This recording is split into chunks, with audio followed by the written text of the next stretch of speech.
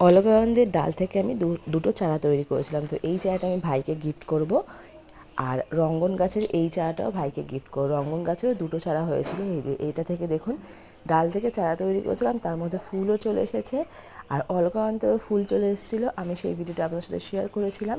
তো আপনার সাথে একটু শেয়ার করি যে কীভাবে ডাল থেকে চারা তৈরি করবেন। অনেকেই হয়তো জানেন, তো যারা জানেন না একটু শেয়ার করি।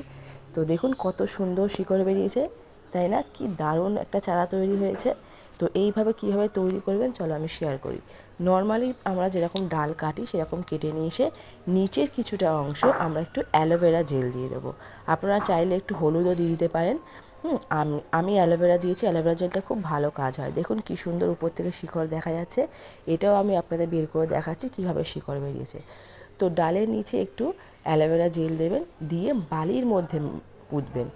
আপনারা চাইলে বালির মধ্যে অল্প পরিমাণ মাটিও ব্যবহার করতে পারেন।